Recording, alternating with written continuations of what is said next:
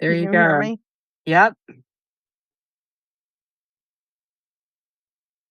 We just got the Naveen, notice can you book hear being me? recorded. Yep. Yeah.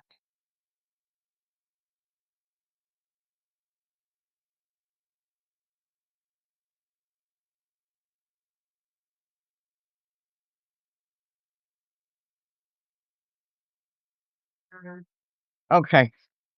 We should be ready. Set my cameras.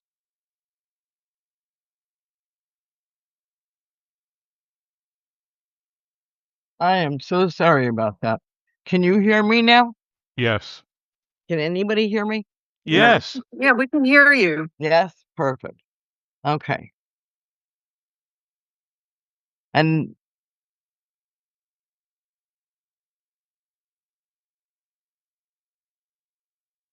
okay, Good. sometimes things happen. The main thing is to stay calm. You said you emailed it to me, Naveen? Yes. Yes. Yes. I can't hear you. He said yes, Lisa. Yes. Yes, Lisa. I can't hear anybody. Yes, Lisa. We can hear you. We can hear you fine.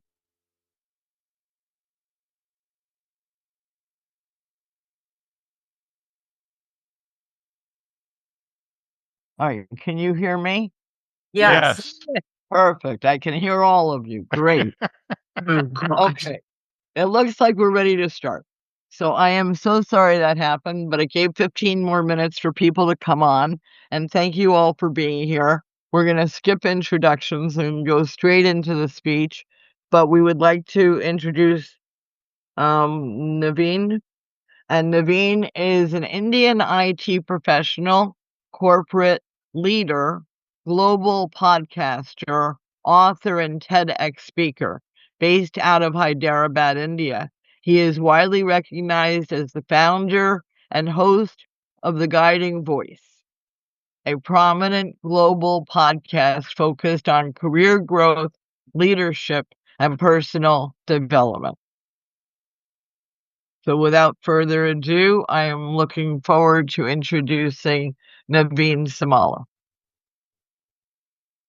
Thank you for being here.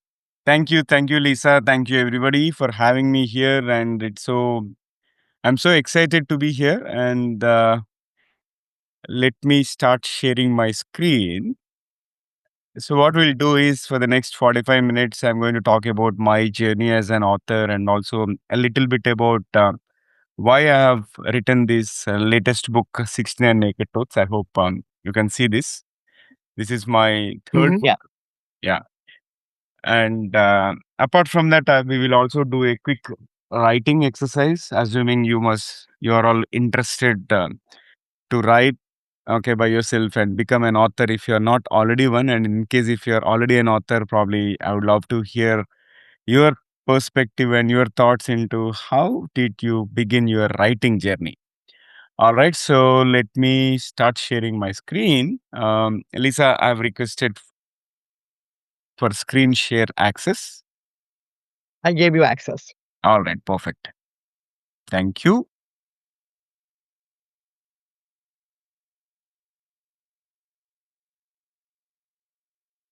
Okay, I hope you're able to see my screen.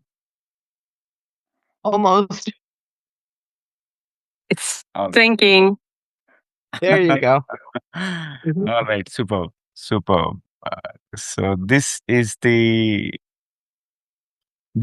picture of my book, and a little bit. I think Lisa has already introduced, and I've delivered my first ever TEDx speech in 2024, and I have these are my first two books. The pointer where you see is my first book, which is called The Guiding Voice Inspiring Lives Volume 1. And then the one on the left is The Guiding Voice Inspiring Lives Volume 2. And these books were released in year 2023 and 24 respectively. And I'm also working as a guest faculty at BITS Pilani, which is one of the India's prominent universities, private universities. And I'm a fitness freak. I've done multiple 100 kilometers cycling rides as well as I've been into 10 kilometers running multiple times. And even today, I work out for at least 2 to 2.5 hours because I strongly believe that if you are physically fit, you can be mentally fit. And these are some pics from my podcasting journey. And I won Asia's Best Education Podcast Award in the education category for the year 2024. And I get frequently invited as a keynote speaker for various events. And especially, I'm passionate about visiting some universities, B schools to share my expertise and inspire the next generation. And I also get invited for book launches and many other events. And I got decent press coverage, which is all organic. And most importantly, I'm passionate about developing people and helping them realize their true potential so that they become a better individual. And because I come from a very humble background where both my parents are illiterate, and I'm the first generation graduate as well as postgraduate along with my three elder siblings. And I strongly believe that we cannot control where we are born and especially the circumstances and everything. However, we can control what we can become, right? So I am planning to become someone who can inspire millions across the globe. And my journey has started 6 years ago through podcasting. And so that's a brief about me. Now, talking about this, the recent book, 69 Naked Truths, right? So I showed you the pictures of my first two books. However, I can share, okay, on the screen as well. This is my first book, and this is my second book. And as I said earlier, these two books are focused on the guests that I have interviewed.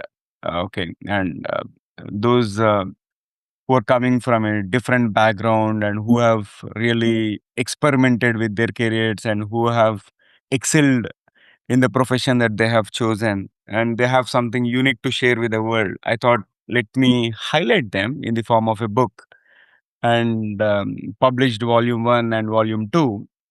And originally I had the thought of publishing many more volumes, but I thought, let me put this on hold for some time. And one day I realized, why don't I share my own knowledge, my wisdom, and my experiences that I've acquired in last 42 years of my life.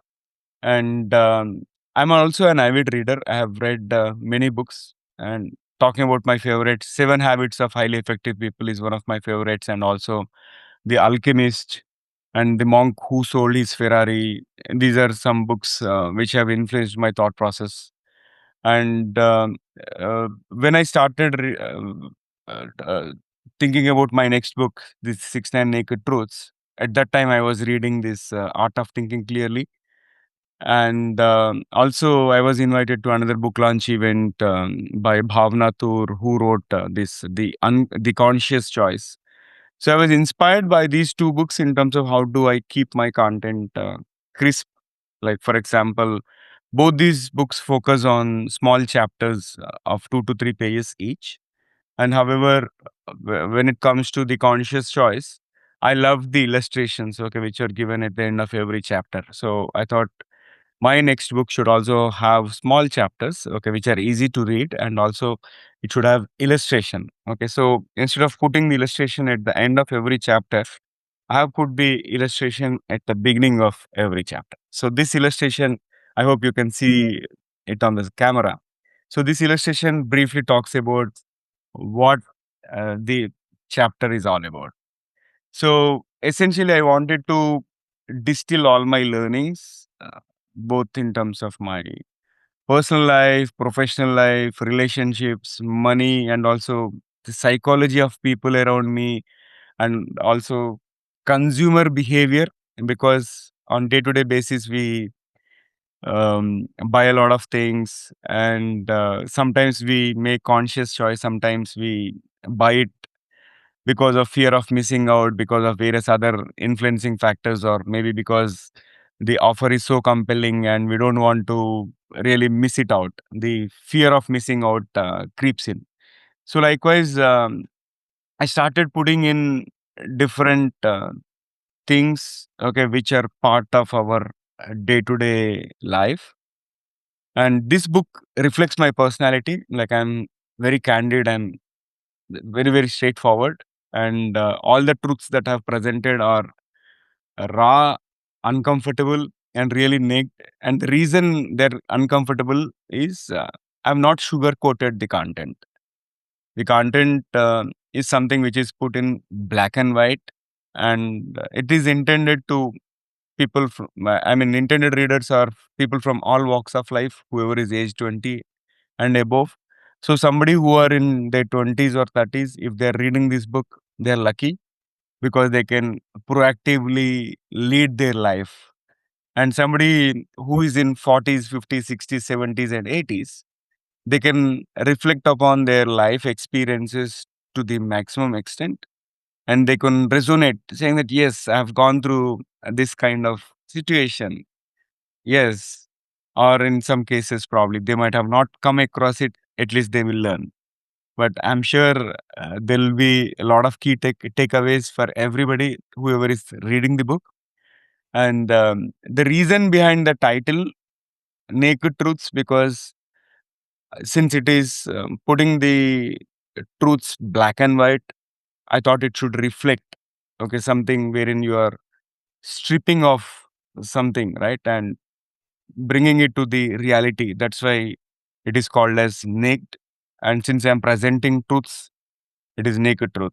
And there is a logic behind the number 69. First and foremost, there was a lot of debate between me and I discussed with my wife when I said I'm writing this book, and tell me something like, do you want me to write 100 truths or 69 truths? She immediately said without second thought, 69 number is very catchy. Why don't you go for 69? And then I discussed the same thing with one of my friends who is Sangeeta Dhoni. She helped me with the illustrations in the book. And she said, no, number 69 is something very awkward. I don't know. Imagine your mom is holding the book in her hand. It doesn't look good.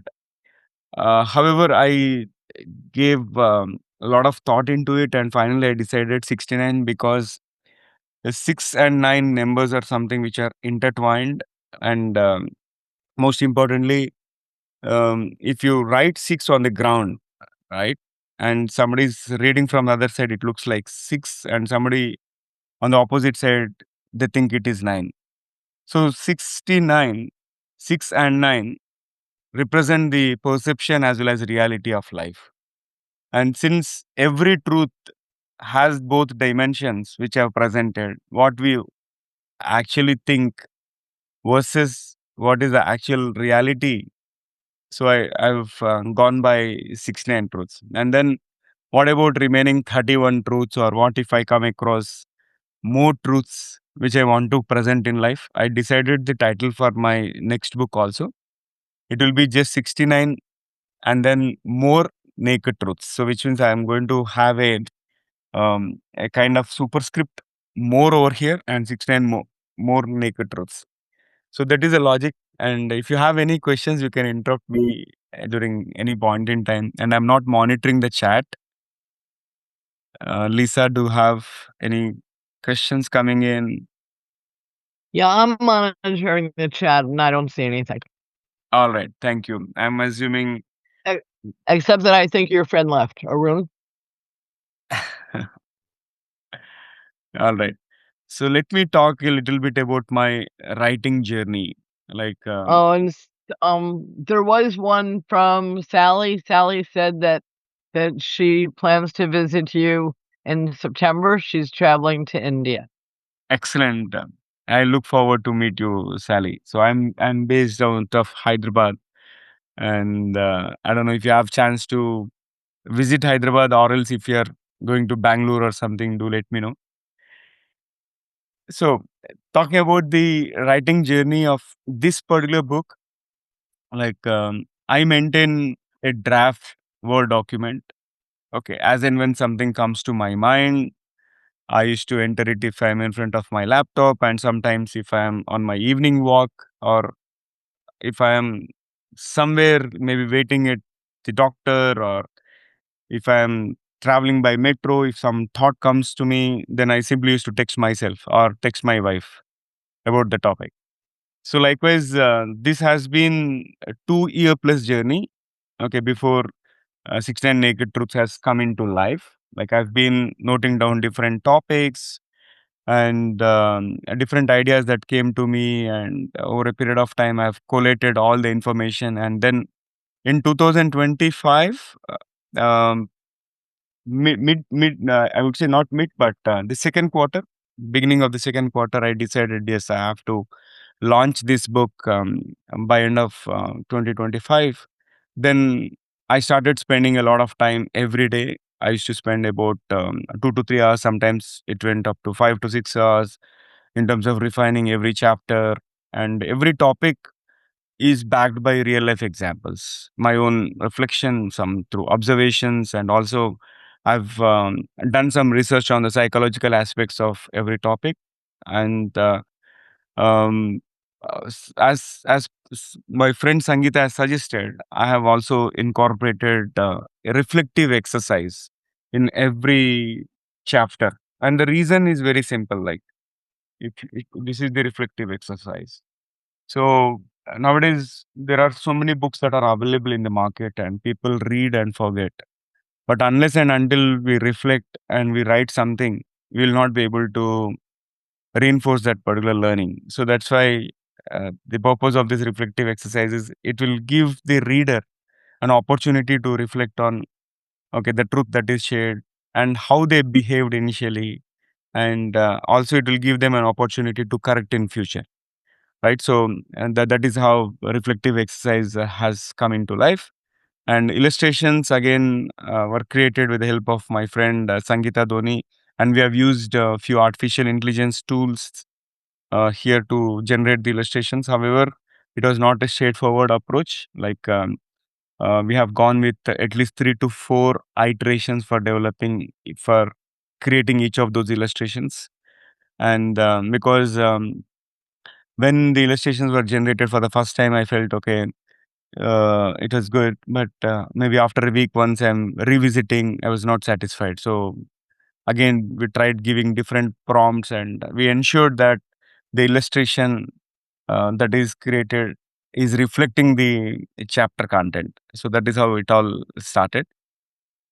And here are my questions. Okay, you can feel free to unmute and speak. Okay, so these questions uh, are going to make you think a little different, think inward. And my first question is, have you ever felt onward journey is lengthier than the return journey? Anytime when you're traveling. Naveen, before we go to the questions, Donna had a question.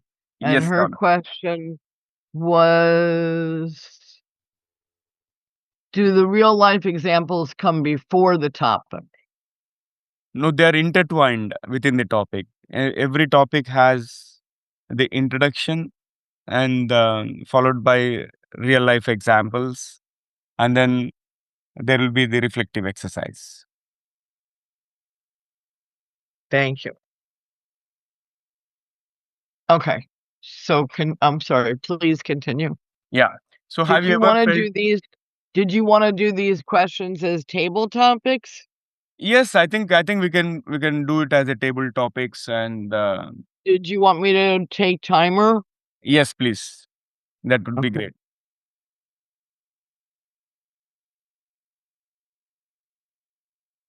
All right.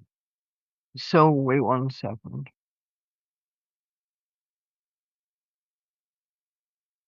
And I'll raise my hand as react. Raising to keep me in the corner. And then I'll find my stopwatch. And do you want me to call on people or you want to? I can call in peoples in the order of display if you're okay with That's that. fine. Yep. Okay. So I see Bobby's name listed first. Bobby, if you're okay, you can pick up the first topic. Have you ever felt onward journey is lengthier than the return journey? Yes, I believe definitely. That's a great question. That your onward journey is lengthier. The reason being, it's a continuation of like building upon what you've already done. Your return journey, often use that in personal situations where I can reflect back on, I've been there, done that, and have specific examples from that. That the onward journey looking forward is something, it's a learning experience, and it's something that you have to find your way on and build upon. Therefore, it would take a longer time to do that than it does to reflect upon what you've already done. How does that sound? Yeah, absolutely wonderful. So, thank you for being the first table topic speaker. And just to give you a brief thought about why I have put this is many a times I've noticed that, like, irrespective of whether it is a short distance travel or a long distance travel, always onward journey seems lengthier than the return journey. And the logic behind that is when you are going, like, probably when you are visiting it for the first time, our mind doesn't recognize, and we tend to focus more time observing the surroundings, and that's why the we get an illusion saying that the onward journey is linear. Whereas when you are returning, by the time you have already experienced those surroundings, and mind is able to relate to it, and the journey seems shorter. Thank you for sharing your perspective as well. And Donna, you can pick up second topic. Like, what was your first foreign travel experience?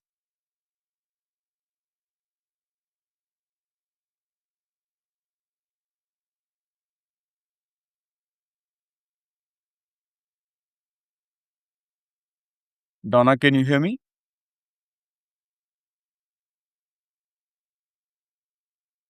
All right. Maybe Elios, you may want to pick that. Somebody muted me again. So Oh, sorry. okay. Okay. All right. Um. Please go ahead. Now I'm going to talk about it in this respect. Most of my travel experience has been as a vacation, or just being a tourist or something like that. Hmm. So I'm going to talk about a travel experience that wasn't about being a tourist. So I was part of a karate team, Hmm. and we were traveling to Argentina for a international tournament. Hmm. And some parts were really terrible, like the sitting on the airplane for 17 hours while having sciatica. And the but other parts were so different because you're traveling and you're meeting people and interacting with people who are you consider friends, people, other karate people from Argentina. And it was like a big cultural difference between what I experienced here in the United States and what I experienced there. Um, okay. The I felt like we were treated like gods for Hmm. some reason. I Hmm. don't know why. It's like, oh, it's the team from America, it's like, and so it was, they greet each other differently. They kiss on both sides of the face. Um, the meal was tremendous. They gave us, it was on a ranch. Hmm. They slaughtered a chicken, they slaughtered a pig, they slaughtered a cow. and it was amazing. The food was different, but delicious as well. So we we did our tournament, and Mhm. I couldn't stay. We couldn't stay for long because my instructor messed up the travel arrangements, and we had to leave early.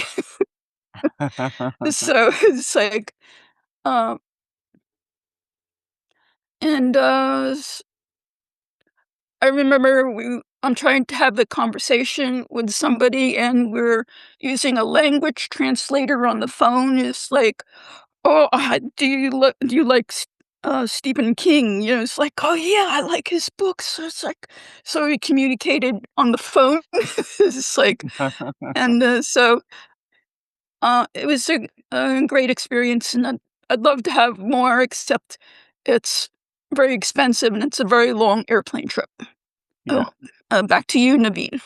Thank you so much, Donna. I think yeah, your experience is something really. Probably it must be memorable for you, and thank you for narrating all those incidents.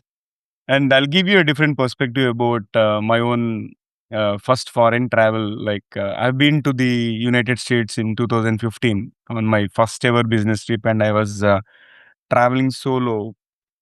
And I made sure that all my documents are intact, and I made sure I followed every instruction, because in fact even the flight that I onboarded to Doha, which is the connecting flight, was also my first ever flight, not just international, but first ever flight experience in my entire life.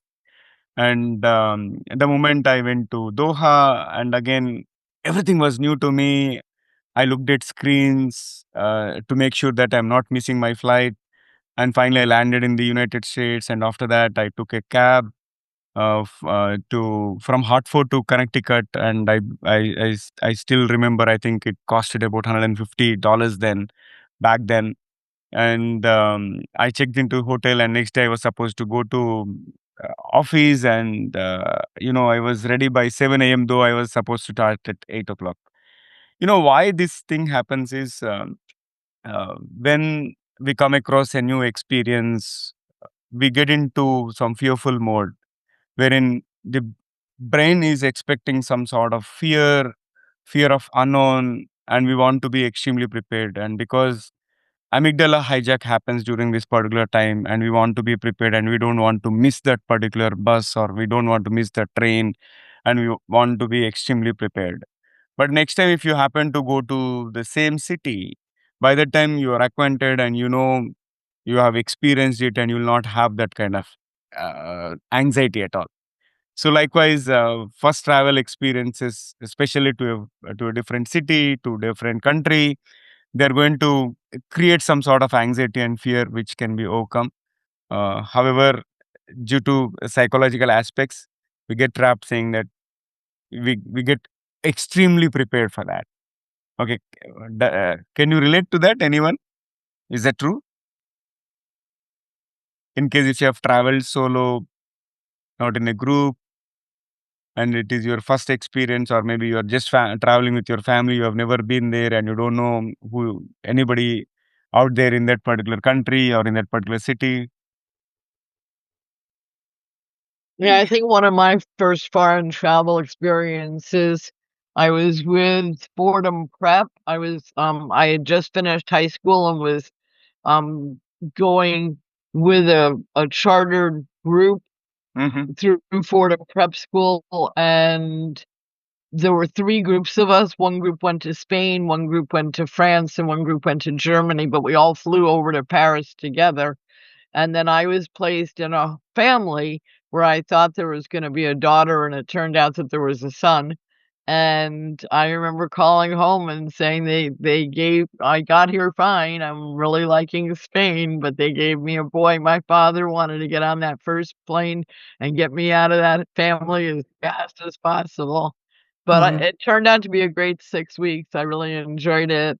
And, there was some fear in different situations, but by and large, I loved it. It was great. Mhm.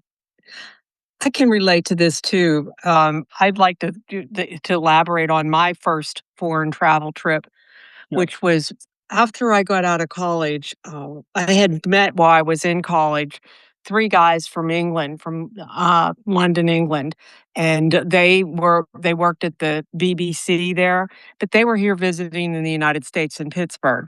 In any event, I took a leave of absence from the job that I had just started with the phone company, with Bell of Pennsylvania, Bell Telephone, and for 3 weeks, I got an Interrail pass to ride the rails in Europe. I flew over to England, and we crossed the English Channel and got on a train and went all through Europe for, like, a month, really. It's a 30-day pass, all over Europe, experiencing the different cultures and different things, and some of the things that I can reflect upon was getting stuck on a train or left on a train by myself because the door closed and caught my backpack. And the guys went and got off the train, and the train moved on, and they stopped briefly, but it's running behind schedule. But we slept in, like, camped out, things, and I just had my backpack for a month, and I remember, seeing the, Mediterranean, and traveling to Germany and seeing the wall there, the division, having to get special visas to do that, just to see how other cultures live. I learned so much about it and learned so much about different parts of Europe, Leaning Tower of Pisa, to various things like that. In addition to that, when I came home, you guys will get a kick out of this, and I'll finish. Uh, I was gonna get on the plane to fly home from London back here to the United States, and there was an air traffic controller slowdown over Greenland, or, and it delayed our flight. It, like, stopped it. So I had to call my mom and tell her to call my company that I work for and tell them that I'd be a little late in getting back because I was stranded, sorta. And my dad at the time, he sorta wigged out and he said to my mother's name was Mary, and he says, "My God, Marian, what do you wanna do? We can't drive over there and pick her up," you know? So and, but yeah, I don't believe in this day and age where I am now that I would be brave enough to go and do that trip like I did with 3 guys all over Europe for a month, and also run the risk of, like, losing my job and employment, like, to take, like, a leave of absence to go and do something like that. But it was a tremendous experience and something that will remain with me for the rest of my life, and I think that for that reason, that was a very good question for us to elaborate on. Thank you. Wonderful, wonderful. Thank you so much for sharing that experience. Mhm. Okay, and yeah, we have next question. Have you experienced a breakup, and if so, how did you deal with that situation? Elias, you want to go ahead with it, or Who are you calling on? Elios? Elias? Yeah, Elias is displayed next after Donna. Or you want Elios, me to can you call come on? George for this? Or Sally. Sally's Or- got good stories. Sally, are you able to come on? You're on mic? Here, let me see it. Sally's driving. There you go. Yeah, hold on. I just stopped for gas. What was the question? Have you experienced breakup? Oh, yeah. So I'm supposed to tell you about it? Sure, if you'd like to. Oh, which one? Anyone you want. I will tell you about my first breakup. My high school boyfriend, Bill. Okay. I was 17 and junior in high school. And actually, it was the summer before junior year. Yeah. My best friend had a birthday party at her grandmother's, Mm-hmm. and he liked her. So he thought, but then he ended up liking me. So we actually ended up dating, and it was very sweet. I remember one thing that he did was take me out to dinner, like, with his own money that he made from his job, and I just thought that was so sweet. And then, as all 17-year-old boys do, Mhm. After a while, he decided he liked somebody else. So he broke up with me, and I was heartbroken for a while. But the Mhm. thing that really hurt about it was I was in a psychology class with her. My high school had like a psychology elective, Mhm. and he would walk her to the she was in the class with me. He was not, but he walked her to the door and they kissed outside the door. So every day I had to see this. Oh. And I know, right? And he never did that with me. Mhm. So that was my first breakup that I did not break up that was painful. Yeah. But that was 50 years ago and I'm over it. Thank you for sharing that, and I'm so sorry to hear that. But yeah, typically these breakups are rejection, betrayal, loss, heartbreak. These are extremely painful, and these emotions are something which will sometimes give the best out of us as well, because the energy that gets released, if at all it can be converted into positive energy, like we can do wonders. So I have highlighted something about the power of transmutation in the truth number 27, and talking about some examples, like real life examples from J.K. Rowling. Like, she wrote Harry Potter while battling depression and rejection, and also Opera has transformed abuse and poverty into a platform that inspired millions. And in fact, I have also undergone a lot of trauma during the early 2020, before I started my podcast, The Guiding Voice, and I've channeled all that energy into The Guiding Voice, and now it has become a global platform which is available in 6 different languages. And as I mentioned earlier, it has won Asia's Best Education Podcast Award, and I've met thousands of speakers across 80 countries, ranging from a 9-year-old world's youngest storyteller to 90-year-old playwright. And I've interviewed Olympians. I've interviewed the world's number one survivalist, E.J. Snyder. There are so many eminent speakers that I've interacted. And in fact, recently I've interviewed J.D. Barker, who is a crime fiction author, and one of his books is now getting translated into a movie which is being produced by Paramount Pictures. So, which I've never imagined that one day I would be interviewing those kind of people. But likewise, I've also converted my negative energy into positive things and building this global platform. And in fact, after starting my podcasting journey, I've authored 3 books as well, right? So likewise, now I feel like sky is the only limit. Uh, okay, so this is the power of transportation. Okay, we have the last topic. I think Sally or George, one of sorry, Elios or George, one of you can pick this up. How many times have you bought something because the offer was compelling?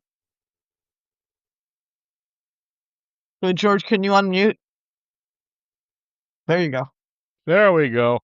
Oh, yeah, of course Lisa would pick this one for me. Yeah. I am subject to buying on whims and then not using the product. It wasn't necessarily because the offer was compelling. It's more or less that I I could see a need for it. Okay. And it is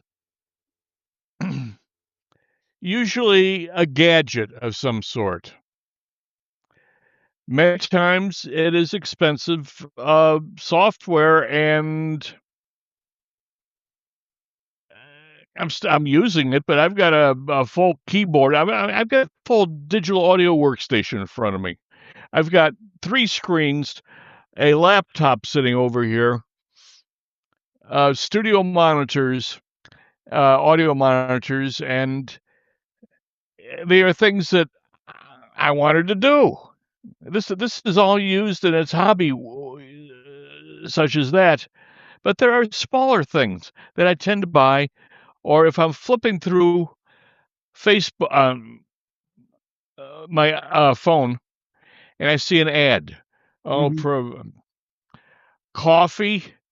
Oh, that coffee looks good. Let me get a pound bag of that, see how that works. Or there's some toys that the kids are playing with. Hey, my grandchildren would love those toys.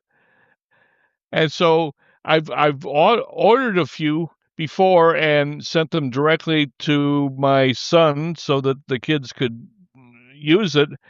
But I'm getting to the point where I need to call them first because they might already have it or they don't think it's quite appropriate. That it'll just sit there and the kids won't use it. So there are a few times where I do find ads and things that the kids would love. I bought a bunch of books with music, and my little guy, grandson, has started to like classical music because of the classical music in these books that are for kids. So it is nice to get them interested in music, and classical music is great. Yeah. Similar to my own, learning, except I had a mom that used to play me to sleep classical music on piano at home. So thank you. That's what I've found. Thank you so much. Yeah, many times we buy certain things assuming that we might need, our dear ones might need, and sometimes it may be because of compelling offers also. Because if you happen to visit stores like Costco, Walmart, or something in India, we have a similar setup called DMart, and the offers are so compelling. Like there are buy one get one, or there are some deep discount, and immediate the moment we come across that offer, then this urgency bias kicks in, and most importantly, the moment the free word or double pricing is seen, we our brain gets hooked to it, and we get into the mode saying that no, I don't want to miss this. Let me grab it.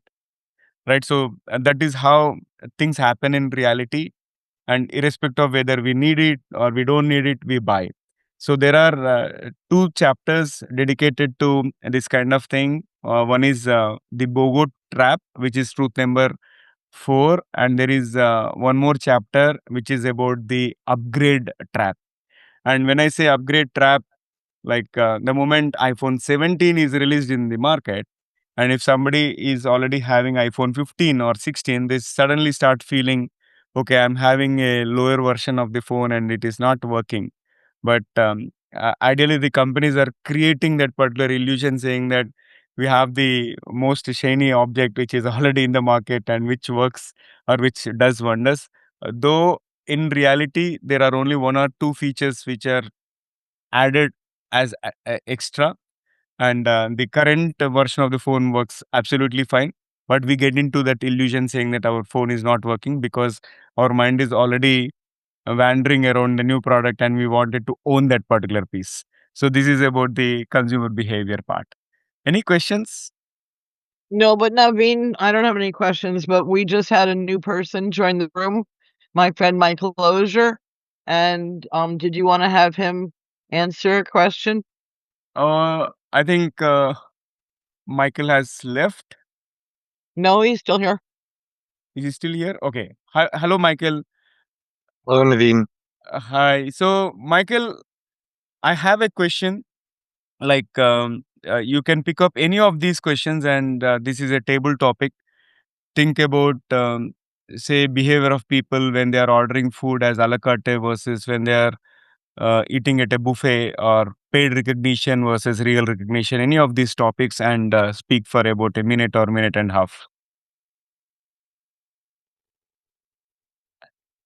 Oh, thank you. Buffets are dangerous. You look around and all of a sudden you have shrimp and you have meat together and then a salad and you have potato salad and coleslaw and then pretty soon, oh, I gotta have that watermelon. And all those things don't fit together in your stomach. But I see them and I'm afraid they're gonna go away. But then you want to get your money's worth. It's frustrating. And then you eat too much because you have all the 5 kinds of bread and you have to have 3 kinds of dessert versus the a la carte. Then you feel like you're getting ripped off because everything costs extra.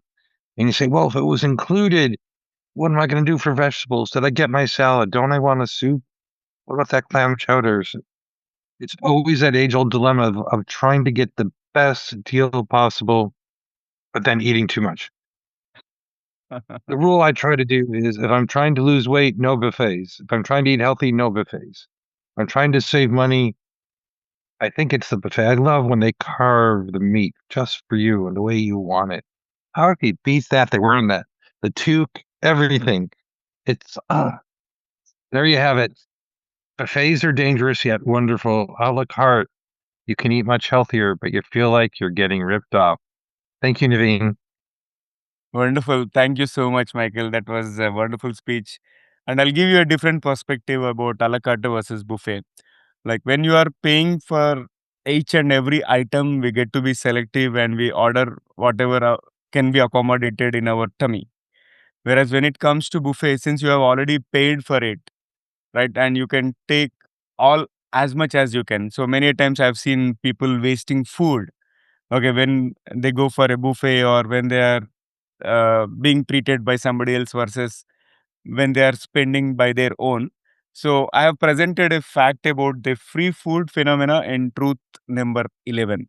So likewise, all the 69 truths are related to our real life experiences and psychology, as well as people behavior and so on. So any questions before we move forward? Okay. So I'll spend 1 minute on the last topic that is listed here. Have you professionally crossed paths with your ex-colleagues, friends, or acquaintances? Like again, this is another interesting scenario wherein one of my sub-juniors in college has become a colleague of mine in the previous organization, and my junior in the same college has become her direct report. So when it comes to professional life, you never know, anything can happen anytime, and the world is too small. So we should never ever burn the bridges. And sometimes people who are at an authoritative position, maybe after a few years or something, any situation might change and they might be reporting into you, or somebody who is at 2 levels below you might become your superior. Likewise, I've seen many instances. So we should never ever burn the bridges. So this is another topic which I've discussed in the book.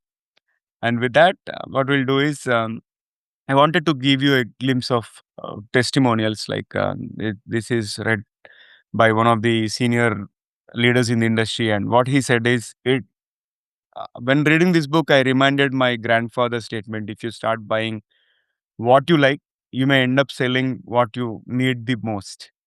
Be very careful when buying anything. Since I've covered few topics about the upgrading of devices and also compelling offers and so on, I think he got engrossed with it. And the one on the right is the testimonial from Dr. Radhakrishnan Pillai. Unfortunately, we lost him recently, and he's the one who wrote forward for the book also. And here is the blurb. Like he said, this exposes how modern life traps people in illusions of success, money, recognition, social media, validation, and readiness, and shows how these lies quietly block real growth. Because in case if we don't realize these are illusions and we don't come out of it, we get stuck. That is the challenge. So these are the testimonials. And talking about one of the hardest truth which was difficult for me to write was truth number 5, which is price of free. For example, we have relatives who stay abroad and they tend to give a lot of gifts when they come to India. And however, in reality, what I've seen is, in case if we are accepting some expensive gifts from someone, and we tend to listen to their orders and we tend to work on okay something and help them and be always available to them, right? So this is something which I've realized as a pattern by observing many people who had relatives abroad. I know this is kind of a difficult truth, and people may feel offended, may not accept it, but that is the harsh reality. And rest of the truths were not that difficult for me to write. And here comes the writing challenge. Okay, so I request all of you to spend next few minutes. First step is you can complete this sentence. Okay. Most people believe dash, but the truth is dash. Right. So I can give you an example. Most people believe success is easy, but the truth is there is years of effort that is involved behind the scenes.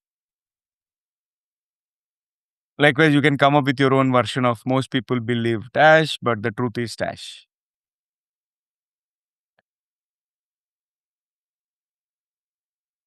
Have you started writing? Yes. Okay, thank you.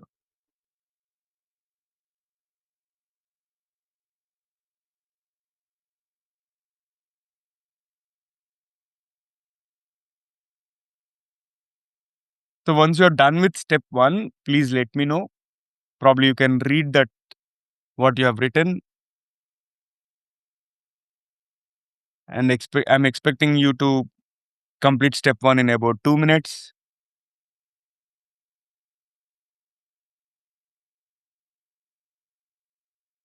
Oh, Bobby. Okay, I finished step one. Okay, can you read it for me, Lisa? Sure. Some people believe that God only gives what you can handle, but the truth is some people are luckier than others. Wow, so profound. So is everyone complete? Is everyone done with that?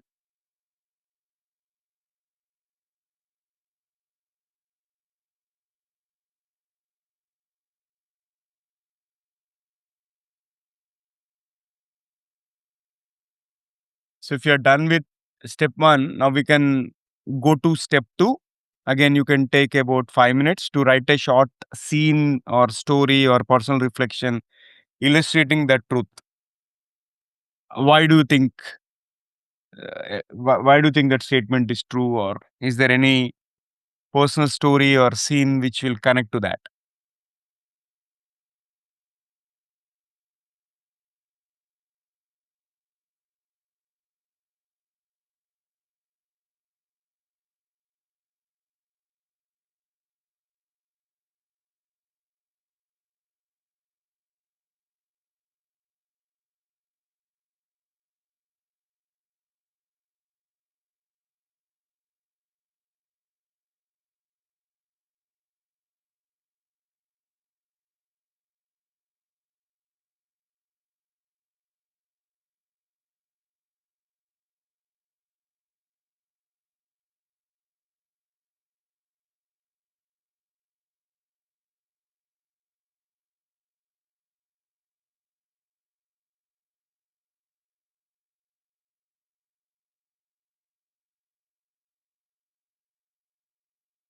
Okay, I'm hoping you started step two as well.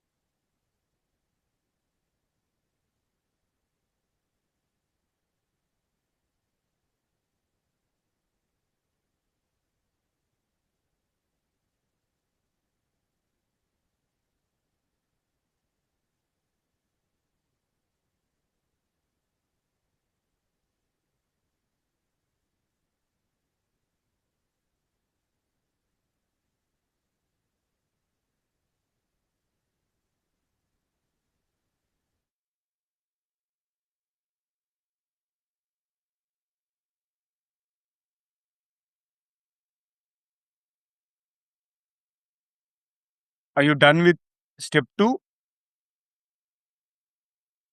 Anyone?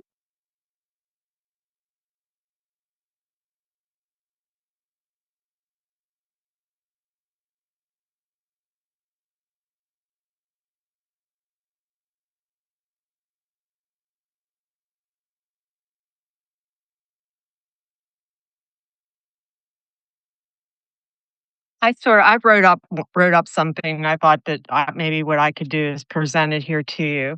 Yep. Most people believe that the diagnosis or what your doctor says is always the way to go. And I'm sure you guys are familiar with the old adage of when you go to the doctors, you just automatically go, "Oh, okay, yeah," and you agree with them thinking that they're the expert. But the real truth of the matter is you must be your own advocate and ask questions to learn more. And a good example of this happening recently, a recent experience, is that my son had been prescribed a treatment for his condition with his kidney transplant.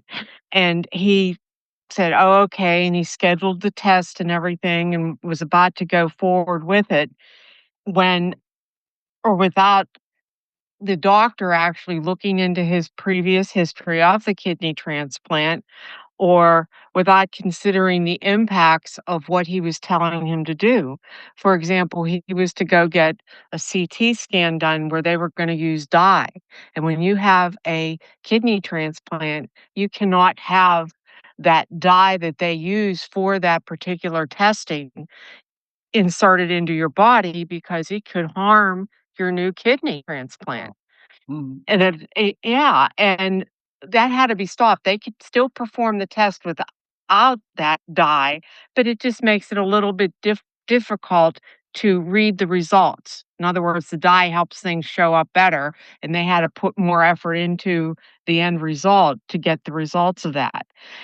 And to compound this further is that, and I talked to Lisa about this at the beginning, all your doctors really do need to be kept on this same page of what one doctor is prescribing and the other one isn't, aware of. For example, if that test would have been indicated or sent over to his transplant team or his nephrologist, because it was another doctor that prescribed that, if they would have been aware of it, they could have jumped on that right away and stopped it and nipped it in the bud, rather than waiting for his mother, me, on the day of the test scheduling to say, "Stop, don't do this, you can harm his kidney."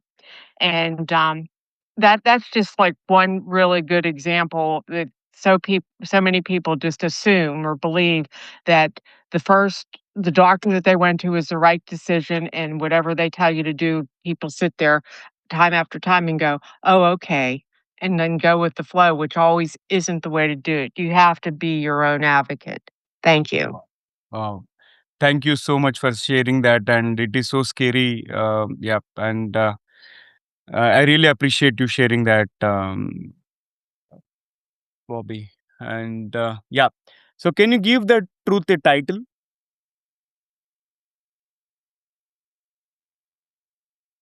Um, in other words, give that truth a title. Yeah. How about be your own advocate, speak up? Be your own advocate, speak up. Okay. Mhm. Or the you can try something simpler as well, right? Uh, the the dark side of the dark side, just the dark side. Likewise, you can come up with something catchy as well, right? Right, or you could just even title it, "Speak Up." Speak up. Yep. You Speak up. Yeah, Wonderful. speak up, and then that would entice the person seeing that to wanna maybe read on further to find out what speak up is all about. Wonderful. Wonderful. I love it. I love it. Thank you so much. All right. So I think we are done with this volunteer reading. Bobby, thank you so much for sharing that story. Is there anybody else who wants to read your story that you have written so far?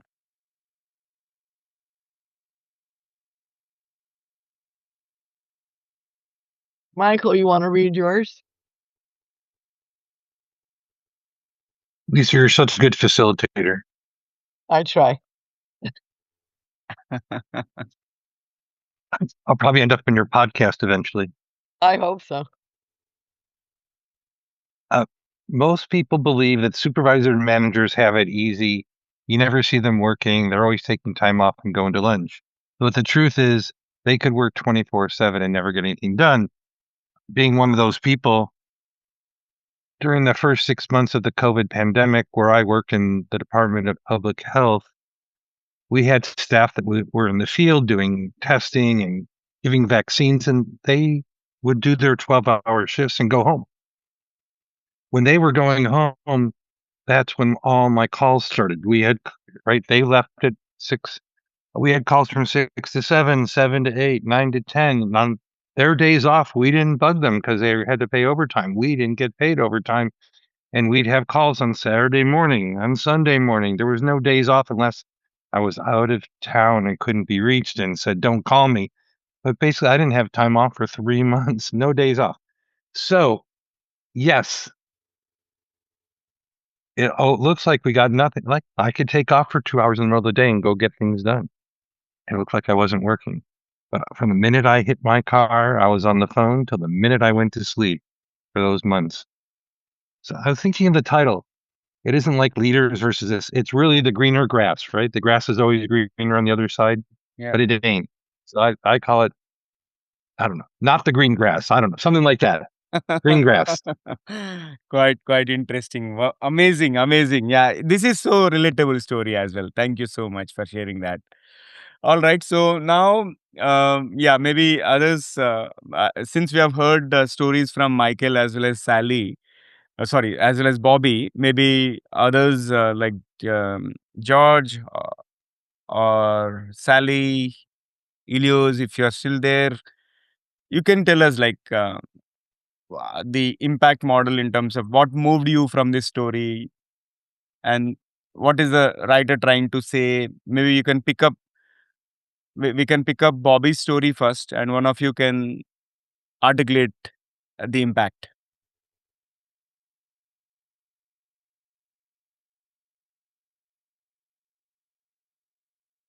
Okay. You gonna call on somebody or you want me to? Yes. I'm trying to. Elios. I don't know if he's still here. He Okay. hasn't been How responding. about Donna? Yeah, Donna should still be here. There she is. Choice is yours, Donna. You can either pick up Yeah, Bobby's George and story Donna or could each have a turn. yeah.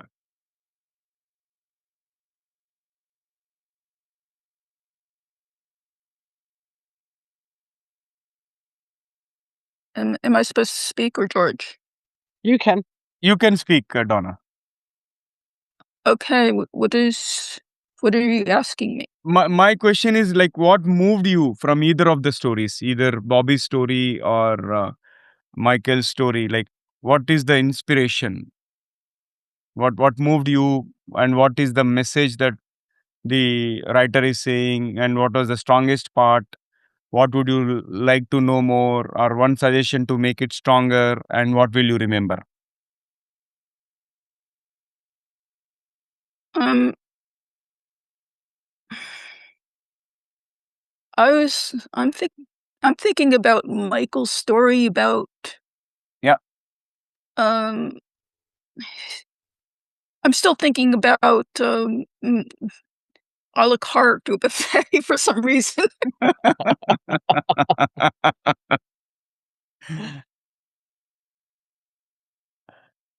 No worries. I guess I'm not a great listener, but No problem. But probably I'll take a stab in the interest of time. Especially uh, Bobby's story is something which moved me because unless and until somebody goes through that pain, they'll not understand. And as a mother, I think she has to pay attention to every detail to make sure that her child is getting the right treatment. And really, her attention to detail is something which grabbed my attention. And what is the writer saying? Yeah, you got to be very careful when you wanted to protect your loved ones. And the strongest part was she gave the examples in terms of how the treatment is supposed to happen, and she was able to relate to the nephrologist, okay, who is supposed to work on, and in case if it is happening, the treatment is happening under their supervision, they would have flagged it and avoided the situation. And what would you like to know more? is probably, I think, Bobby, this is a very good story material. You should take a stab at writing a book talking about the treatment process and everything, and especially the kind of trauma that you are going through and all the feelings that are happening in your brain as you have been getting your child treated, right? So that is what I want to know more. I want to see it in the form of a book. And one suggestion, honestly, I don't have any suggestion to make it stronger, because it is such an emotional one, and you have narrated it very well. And what will you remember? And again, for me, like, I feel blessed. Okay, sometimes we always overlook things, like we take things for granted, but unless and until somebody goes through real pain, then we will not know how lucky we are, right? So that's my key takeaway, and thank you so much for sharing that story. And also, Michael's story is very relatable, because people always think the grass is greener on the other side. I loved all the examples, and especially the COVID time, hard work that many people have worked on really hard, especially behind the scenes, and they did not have enough time to rest. And that was also very well articulated. So thank you both for sharing your stories. All right, so we're done with this, and okay, so this is my last slide. And if you were to write your own version of 69 Naked Truths, right, what would be the number one truth? This is my closing question.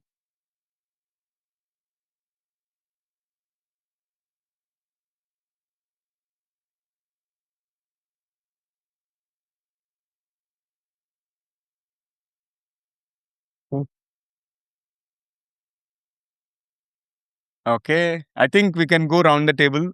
And Donna, you may want to go first. I'll go first. Okay, Yeah, please. Okay, I was thinking of a comment someone told me once when I was talking about my depression. Mhm. They said, "Oh, you need to just be busier." So my number one naked truth is being busy doesn't cure depression. Absolutely.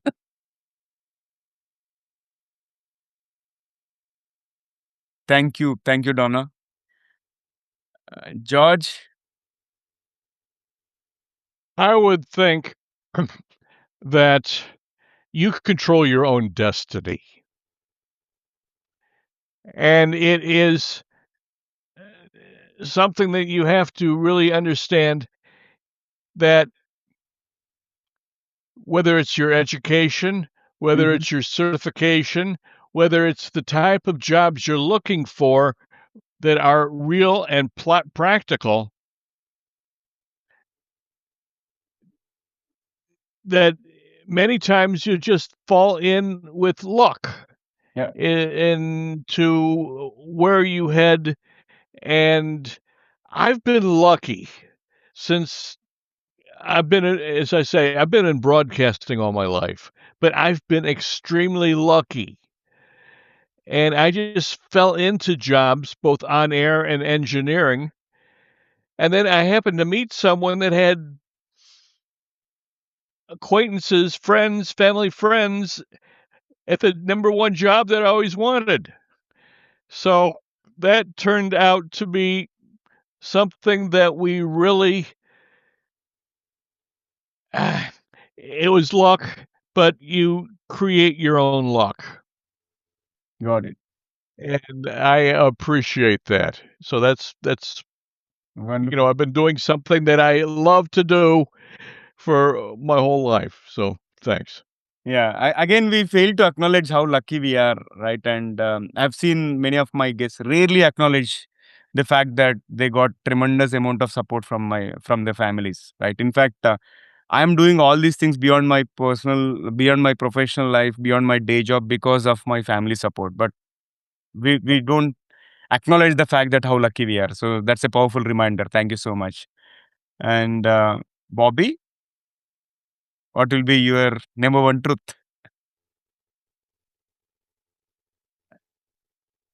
Okay.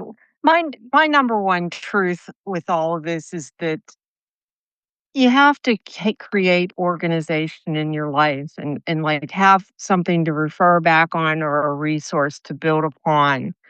And the old cliche, you got to write it down. Well, you have to have a record. Then that way you have something to support you down the road when, like at the beginning of when you were doing your presentation here, you said what would be, a process on doing that. Do you think like working to the future or working from the past? How do you build upon it?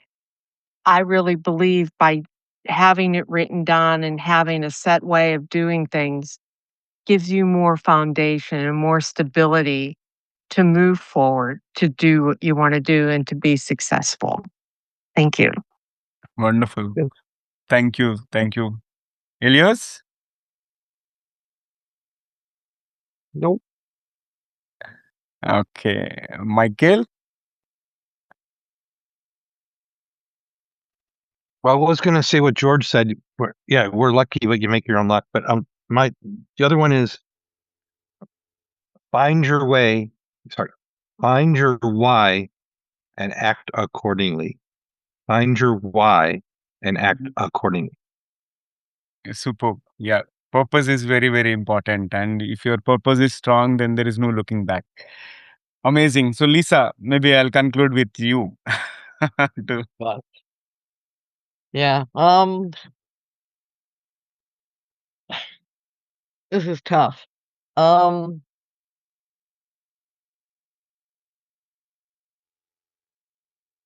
I would just say believe in yourself that, Mhm. others might not believe in you, but if you keep believing in yourself, then it keeps you strong, keeps you going, keeps you confident with the decisions that you make. And it's harder to do it than it should be, but it's so important. Yep.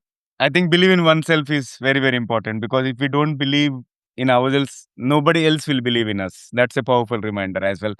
So thank you so much. This is all I wanted to present, and this has been amazing opportunity, and I really enjoyed all your stories. And I really today you reminded me like how lucky I am, and given the circumstances that each one of you is going through, and yeah, heartfelt thanks and gratitude from the bottom of my heart for sharing those stories. And Lisa, thank you once again for giving me this opportunity and inviting me to this forum. Really appreciate it. Well, it was wonderful having you, Naveen, and there's so many people in this room that would really be deserving of being on your podcast. I don't know if you're aware, Michael's a past international president of Toastmasters, and he's just Director, really board member, not president. he's really an amazing person, and he can clarify all of those things for you, but you guys should totally stay in touch. And Bobby's the voice of every kidney group out there. She's Mhm. just an amazing advocate for the kidney community. And Donna and George are amazing podcasters. So yeah, please keep in touch with all of us. Absolutely. And it's been great having you. So Yeah, thank you so much. And you're welcome to come back and hear our other presenters. We've got different people speaking every week. And I know for Michael, he really wants to learn to write a book. And so that would be a great thing to help him with doing. He's got a lot of great stories. definitely. So yeah, thank you so much for being here and for supporting and for giving me future names. In 2 weeks, we'll be having your friend, and next week we have um Bob Huey is going to Mhm. be here talking about the 33 books that he's written on Wow. Toastmasters leadership, and Bino Roy is Mhm. talking about confidence as an English speaker, having been a second language learner of English, and just all the work that she's done in helping people to express themselves in English. So, yeah, there's some really great people coming up, and thank you so much, Naveen. and thank all of my participants for being here. We will get you an application for membership for this club, and we're trying to charter hopefully by the end of September, because my understanding is that the rate's going up for everyone else, but for starting in a charter group, being a founding member of a charter group, the rate will stay the same until the end of September. So that's good news. And thank you again. We really had a great session with you, Naveen. Thank you so much, So- Lisa. So I've pinged the link to my podcast in the chat window, and also my podcast email address. And just in Yeah, case, once you get the recording, yes, if you can send that to me, that'd be helpful. yeah. All right. Thank you, everyone. There's Bye so bye. much wisdom here. Thank you. Good night. Good night. Bye bye.